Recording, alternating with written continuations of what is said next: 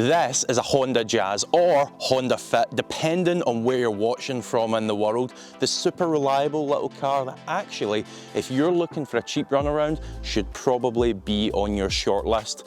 Here's the thing though, as reliable as these cars are, there's still a few problems you need to be aware of, so make sure you watch this buyer's guide. Let's go. So I'm going to start with a problem that is super common on these Mark 1 Jazzies, and that is rainwater can sometimes find its way into the boot or trunk. Make sure you lift this boot floor carpet, take a look in the spare wheel well and see if it's wet in there. Now if it is, not the end of the world. I've got a DIY guide that I can send over to you if you've got this problem, or if the car you're looking at has got this problem. Just drop it in the comments below if you want to see that, but make sure you check and see if it's wet in there. If it is, use that to negotiate a bit off the cost. Also, a savvy seller might dry it out before you've arrived, so check and see if you're getting any rust patches on the inside here. If you are, chances are you may have a leaker on your hands. Now, as we make our way around your new purchase, one thing that's really common on these is rear wheel bearings. Nothing we can do to check it at the minute, so I'll remind you when we get out on that test drive a bit later. But next up is rust. Now these cars are getting on a little bit, so more than likely you're going to find at least a little bit on the one that you're looking at. The question is it just cosmetic like this car, or is it structural? Thankfully, if it's structural, the last year's MOT should show that to you. You can look it up on the government website. Let us know if you don't know how, I can walk you through that. But honestly, nothing beats having a look at the car for yourself. Try and have a look underneath. Try and put a bit of pressure along the sill line here. Basically, you want to make sure nothing's crumbling. But remember to check those previous MOTs as well. Oh, and while you're in this area having a look underneath, make sure you have a look at the brake lines. There's one particular section just before it goes into the flexi pipe where it doesn't have the protective plastic shielding on it, and you guessed it rusts.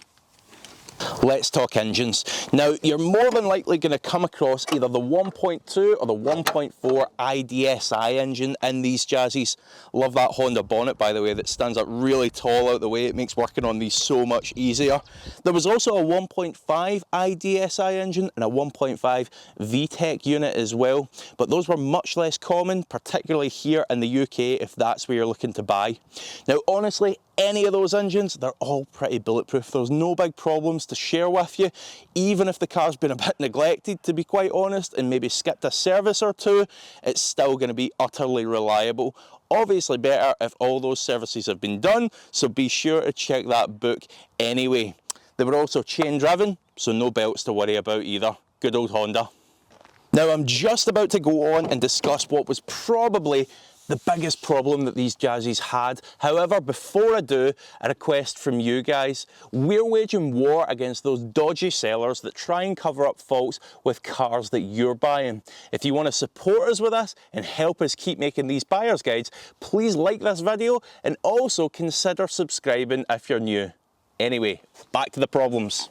So the problem that I'm referring to when I say the biggest issue that the Jazzies had was the gearbox. So let's start with the options. There was two different options of gearbox, either the 5-speed manual, which was most common, or the CVT automatic style gearbox. Let's start with the 5-speed manual. Now what you need to know is there was an issue with this gearbox. Certain cars suffered from it. Now it's probably not as many as you'd be led to believe if you researched it online for yourself, but some cars did have this issue. It referred to the input shaft bearing, which probably doesn't mean that much to you if you're not a mechanic. However, it meant that the gearbox either had to be rebuilt or replaced, so relatively pricey when you consider these aren't that expensive now to begin with. So the way that you can try and spot it is by listening in.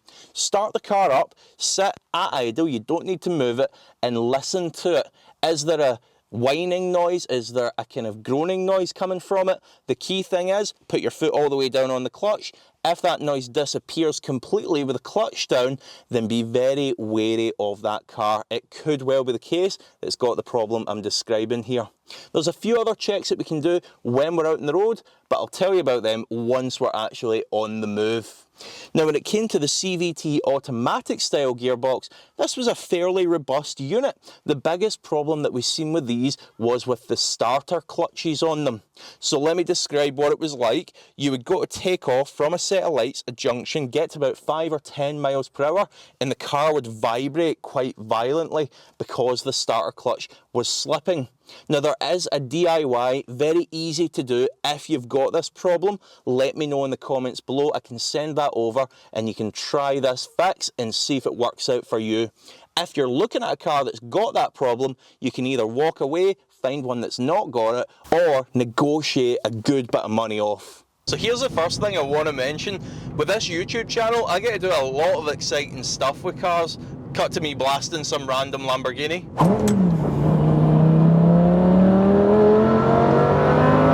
And yet, I still maintain the Honda Jazz is such a fun, engaging car to drive. Obviously, it's no speed demon, but it is just surprisingly fun.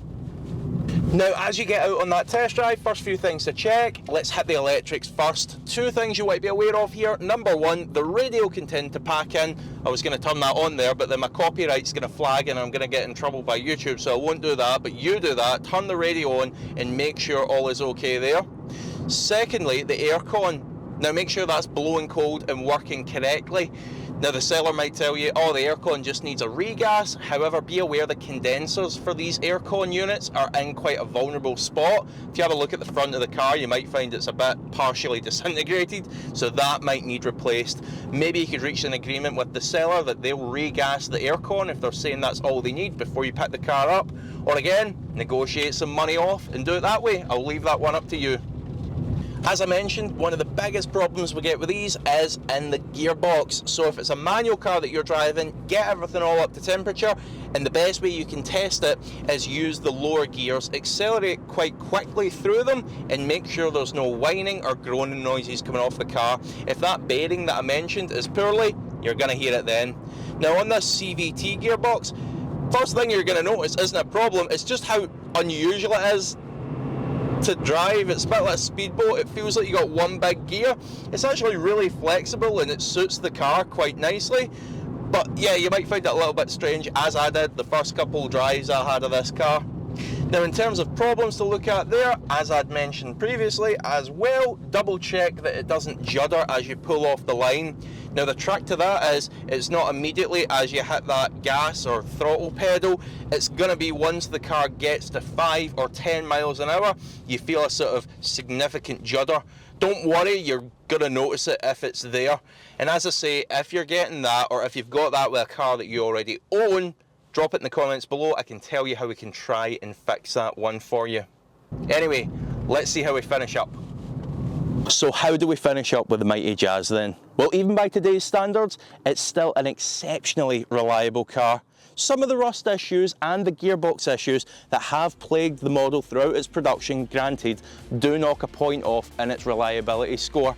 But even then, we still award it a massive 9 out of 10, which makes it one of the most reliable cars we've ever had on the channel.